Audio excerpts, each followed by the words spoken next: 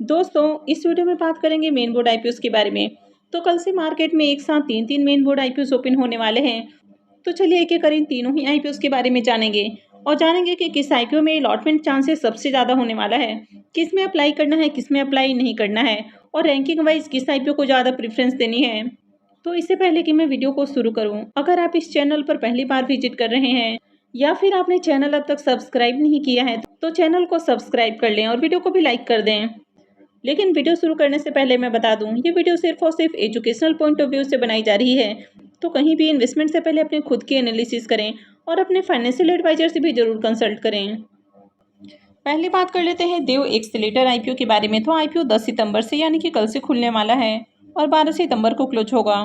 Face value ₹2 पर share है। Booking price ₹61 होने वाला है और आईपीओ में 235 शेयर्स का लॉट रहेगा।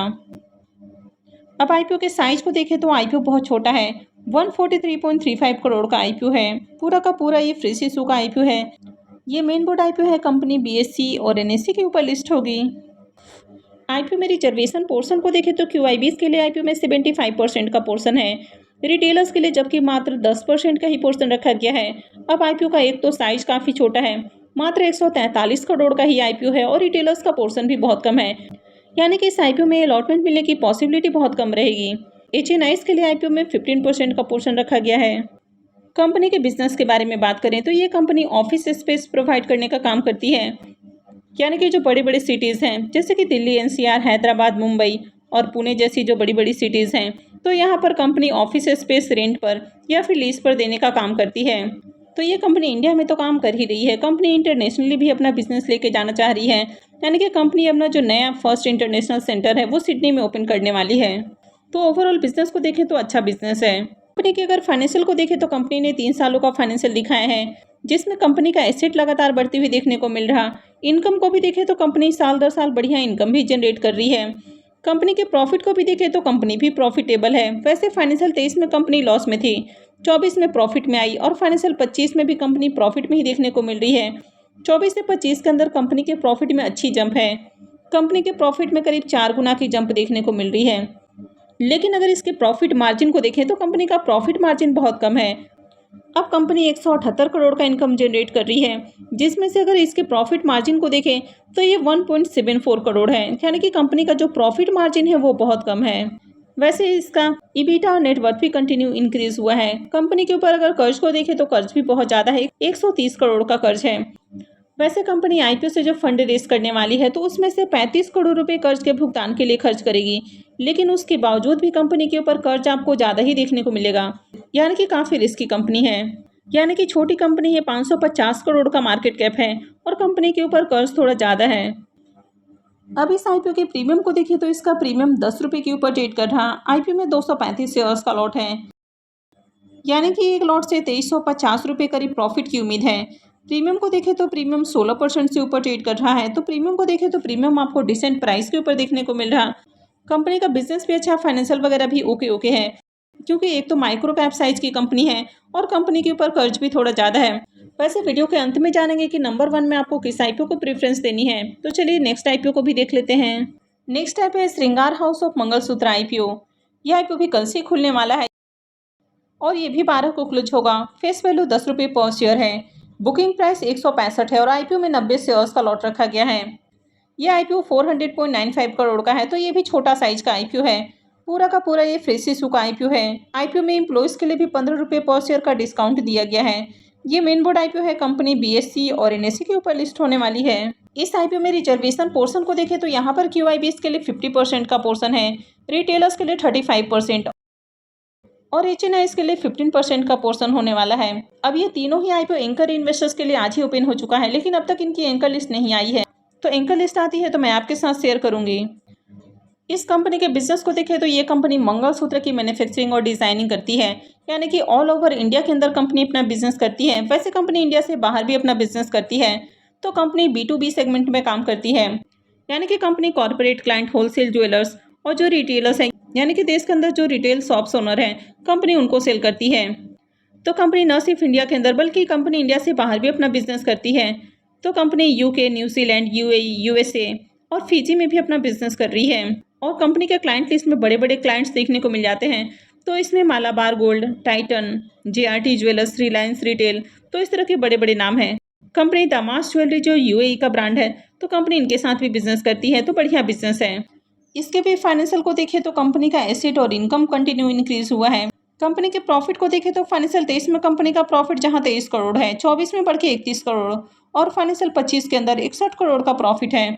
यानी कि ईयर ऑन ईयर कंपनी के प्रॉफिट में अच्छा जंप देखने को मिला है। 24 से 25 के बीच में देखें तो कंपनी का जो प्रॉफिट है 496% से इंक्रीज हुआ है, यानी कि शानदार जंप देखने को मिली है।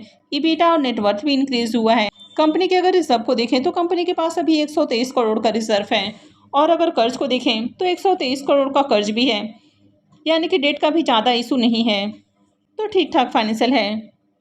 इसके प्रीमियम को देखें तो इसका प्रीमियम 25 रुपये के ऊपर ट्रेड कर रहा है। आईपीओ में 90 शेयर्स का लॉट है, यानी कि एक लॉट से 2430 रुपये करीब प्रॉफिट की उम्मीद है। प्रीमियम को देखें तो प्रीमियम 15% के ऊपर ट्रेड कर रहा है, तो डिसेंट प्रीमियम इसका भी देखने को मिल रहा है। कंपनी का बिजनेस अच्छा है, फाइनेंशियल भी ठीक ठाक है और कंपनी के ऊपर ज़्यादा कर्ज भी नहीं है, तो ये भी बढ़िया आईपीओ है। इसे भी डिसेंट प्रॉफिट की उम्मीद है। नेक्स्ट आईपीओ है अर्बन कंपनी आईपीओ। ये आईपीओ भी कल से खुलने वाला है और 12 को क्लोज होगा। फेस वैल्यू 1 रुपये पर शेयर है। बुकिंग प्राइस 103 है और आईपीओ में 145 शेयर्स का लॉट है। अब आईपीओ के साइज को देखें तो ये आईपीओ 1900 करोड़ का है, यानी कि साइज में थोड़ा बड़ा आईपीओ है। इसमें 472 करोड़ का फ्रेश इशू है और 1428 करोड़ का ऑफर फॉर सेल है। आईपीओ में एम्प्लॉइज के लिए भी 9 रुपये पर शेयर डिस्काउंट है। ये मेन बोर्ड आईपीओ है। कंपनी बीएससी और एनएससी के ऊपर लिस्ट होने वाली है। इसमें भी रिजर्वेशन पोर्शन को देखें तो क्यूआईबीएस के लिए 75% का पोर्शन है, रिटेलर्स के लिए मात्र 10% और एचएनआईज के लिए 15% का पोर्शन रखा गया है। अब यहाँ पर भी रिटेलर्स का पोर्शन बहुत कम है। अब ये आईपीओ थोड़ा बड़ा है, 1900 करोड़ का आईपीओ है, तो रिटेलर्स का पोर्शन 10% होने के बावजूद भी यहाँ पर अलॉटमेंट चांसेस थोड़े ज़्यादा होने वाले हैं। अब इस कंपनी के अगर बिजनेस की बात करें तो ये एक टेक्नोलॉजी ड्रिवन कंपनी है, यानी कि कंपनी होम और ब्यूटी से रिलेटेड सर्विसेज ऑफर करती है। यानी कि घर में आपको किसी भी तरह की सर्विस चाहिए, जैसे कि क्लीनिंग, प्लम्बिंग, इलेक्ट्रिक वर्क या अप्लायंसेस वगैरह रिपेयर करवाने हैं, किसी भी तरह की ब्यूटी ट्रीटमेंट चाहिए या मसाज थेरेपी वगैरह चाहिए, तो कंपनी इस तरह की आपको घर बैठे ही सर्विसेज प्रोवाइड करती है, तो अच्छा बिजनेस है इनका। कंपनी के फाइनेंशियल को देखें तो यहाँ पर भी कंपनी के 3 सालों के फाइनेंशियल देखने को मिल जाते हैं। कंपनी का एसेट और इनकम लगातार बढ़ते हुए देखने को मिला है।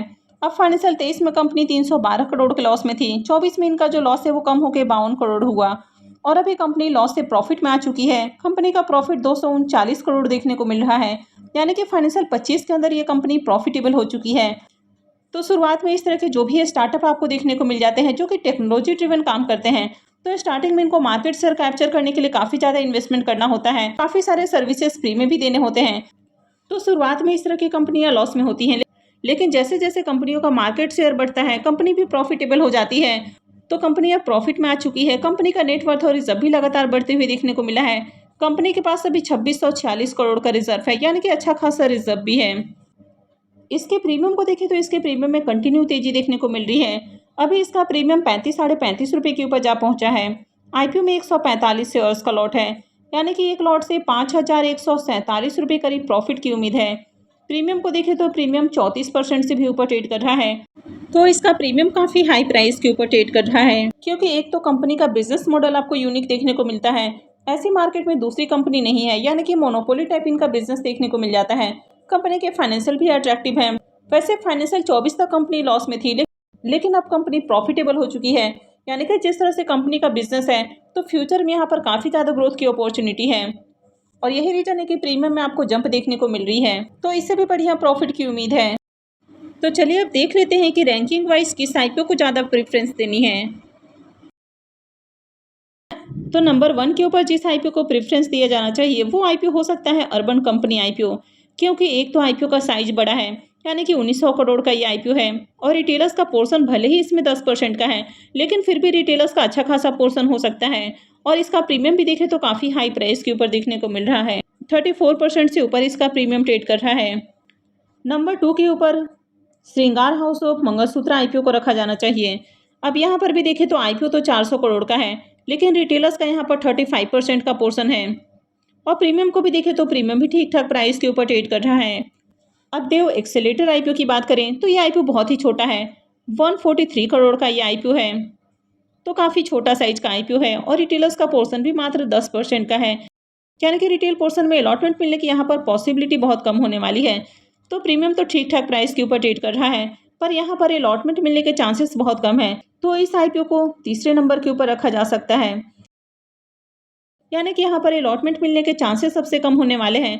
वैसे आप अपने अकॉर्डिंग भी रैंकिंग दे सकते हैं और आप कमेंट करके जरूर बताएं कि आप नंबर 1 पर किस आईपीओ को प्रेफरेंस देने वाले हैं। तो आई होप कि आपको वीडियो अच्छी लगी होगी। तो अगर आपने वीडियो को लाइक नहीं किया है तो वीडियो को लाइक कर दें, चैनल को भी सब्सक्राइब करके रखें और वीडियो को अंत तक देखने के लिए आप सबका बहुत बहुत धन्यवाद।